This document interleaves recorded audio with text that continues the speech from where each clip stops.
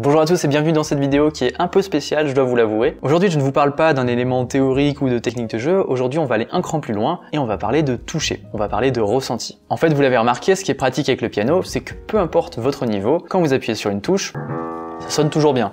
Que j'appuie sur cette note, que vous appuyez sur cette note ou que Mozart appuie sur cette note, ça sonnera toujours pareil. Donc c'est chouette, ça enlève la barrière technique de création de son, de timbre sonore, contrairement à d'autres instruments comme le saxophone par exemple. Si vous apprenez le saxophone, il va falloir passer des heures à perfectionner la manière dont vous soufflez dans votre instrument. Et rien que pour créer un son. Même pas pour bien jouer, juste pour créer un son. Même chose pour le violon ou, tiens, une guitare que j'ai là. Vous voyez, il faut quand même prendre l'habitude de bien positionner son doigt, de s'écouter, de chercher un style de jeu, et ça n'est pas automatique. Donc pour tous ces instruments, on a une barrière technique qui fait qu'on est toujours en apprentissage de création de son. On apprend à faire sonner son instrument. En tant que pianiste, nous on a cette chance de pouvoir appuyer sur une touche et ça sonne directement bien. On a un son très correct. Ce qui donne du coup un avantage au piano par rapport aux autres instruments, ou en tout cas une bonne partie, c'est que du coup c'est un instrument qui est facile d'accès. On obtient rapidement un son pas trop mauvais.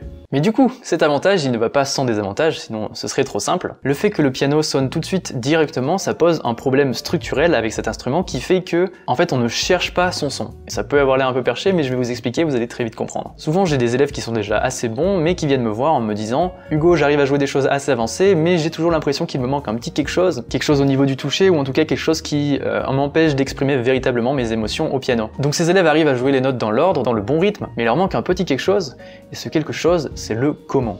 En fait, si vous voulez bien sonner en musique, vous avez besoin de ce que j'appelle le triangle du quoi, quand, comment. En musique, on a plusieurs choses. On a le quoi, c'est quelle note je joue, on a quand on la joue, et comment on la joue. Comme un chanteur en fait, un bon chanteur c'est pas seulement quelqu'un qui sait quelle note chanter et quand la chanter, sinon moi aussi je peux chanter n'importe quoi. Bon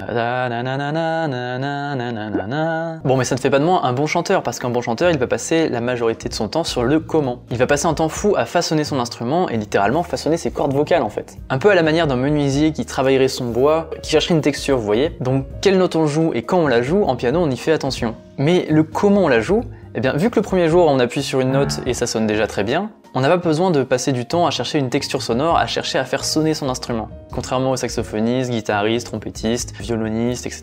Il y a une grande partie des musiciens qui passent beaucoup de leur temps à modeler le son, à chercher comment jouer, et ils cherchent à façonner la texture sonore qui sort de leur instrument. Exactement comme un chanteur, en fait, il y a vraiment une notion du comment. Et pourtant, cette notion du comment on joue en piano, elle existe. C'est juste qu'on est moins poussé à le faire. Et c'est quelque chose que l'on va chercher à développer pour aller un cran plus loin. Donc ça passe par plusieurs choses. Ça passe par le toucher, la manière avec laquelle vous allez appuyer sur la note, et également l'intention de jeu. Vous allez voir, je vais développer les deux dans un instant. En fait, on a l'impression qu'il y a une seule manière d'appuyer sur une touche de piano, mais il y en a des tas. Et on peut voir une différence entre les pianistes qui appuient sur les touches, les unes à la suite des autres, et ceux qui ont travaillé leur son.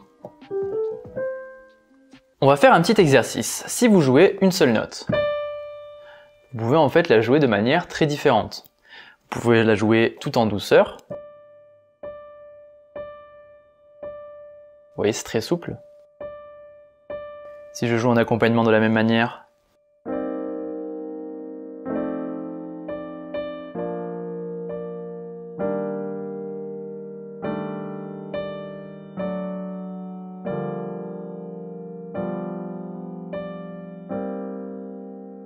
vous voyez, il y a plein de choses qui se passent. Il y a le poignet qui est souple, qui est accompagné par le bras. Alors là, j'exagère bien sûr, mais vous comprenez l'idée.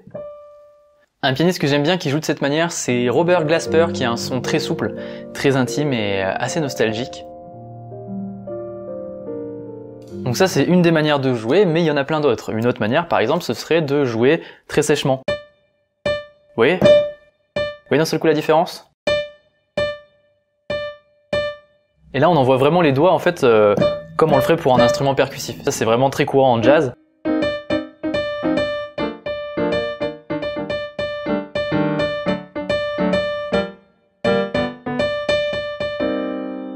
Si vous regardez quelqu'un comme Petrucciani, quand il jouait, on aurait dit qu'il jouait d'un instrument percussif. On dirait qu'il a des baguettes à la place des doigts.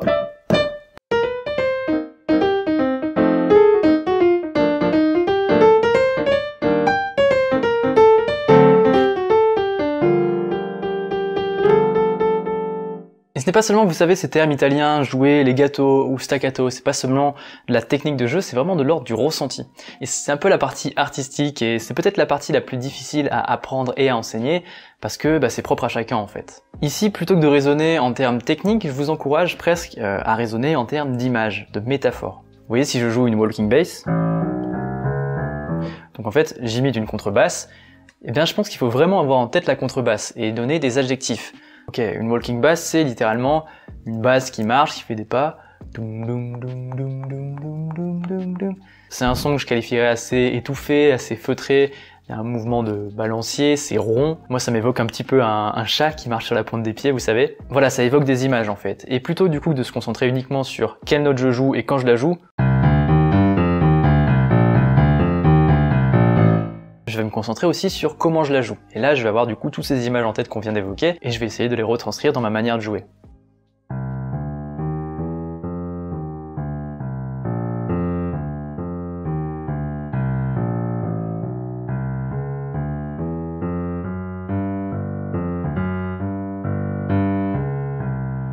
Et ça, c'est pas évident à comprendre du premier coup. Ça peut avoir l'air un peu perché, surtout quand on a un esprit très cartésien. Et malheureusement, même en tant que prof, il y a des choses comme ça que je peux vous montrer, mais qui sont propres à chacun en fait. Ce sont des choses qui sont de l'ordre du ressenti, c'est comme ça qu'on façonne le son et qu'on se crée un style de jeu. Gardez en tête ces choses-là quand vous êtes assis au piano, essayez d'explorer sur une seule note plusieurs possibilités de jeu. Concentrez-vous sur le son que ça produit, alors c'est vrai que si vous jouez sur un piano numérique un peu bas de gamme, ça va être plus compliqué. Ce sont des choses qui viennent de votre exploration personnelle. Ça vient aussi avec le temps, au bout d'un moment on a un sens de l'esthétique qui s'affine, et on perçoit des nuances qu'on ne percevait pas au début.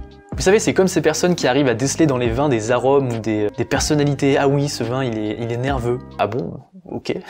Mais en fait, ils ont raison parce qu'ils ont passé du temps à façonner leur expertise, du temps passé à façonner leur goût et leur palais, à trouver des images, à distinguer des choses très précises. Et bien, en piano, c'est pareil. Quand on entend certains pianistes, on a presque l'impression que c'est magique, que ça coule de source. Mais en fait, c'est le fruit d'une exploration personnelle, du temps passé à chercher un son, une texture. Donc autorisez-vous à vous lâcher au piano, lâchez-vous même corporellement, engagez votre corps et votre cœur quand vous jouez du piano. Jouez en fermant les yeux, en vous concentrant sur ce que vous entendez et faites-vous confiance. Voilà, c'est quelque chose de très subtil, presque philosophique. J'espère que ça vous aura plu comme sujet, j'ai essayé de trouver des mots pour expliquer quelque chose qui est difficilement enseignable, parce que c'est quelque chose qui est propre à chacun. Au final, c'est un équilibre entre technique et art, et sur cette chaîne, j'essaie de vous apprendre un petit peu des deux, donc voilà, c'est un sujet qui me tenait à cœur de vous partager. Si vous êtes pianiste débutant, vous pouvez rejoindre mon cours d'improvisation pour les débutants, que je vous mettrai dans la description de la vidéo. C'est un cours d'impro pour tous ceux qui n'ont aucune base, avec une volonté d'expression, d'exploration personnelle, comme on l'a vu dans cette vidéo. Voilà, si vous voulez y accéder, c'est 100% gratuit et c'est en description de la vidéo. Merci d'avoir suivi la vidéo jusqu'au bout, j'espère que ça vous aura été utile, que ça a été inspirant pour vous. Comme d'habitude, n'hésitez pas à partager votre expérience dans les commentaires, c'est fait pour ça, et puis moi je vous retrouve la semaine prochaine. Salut!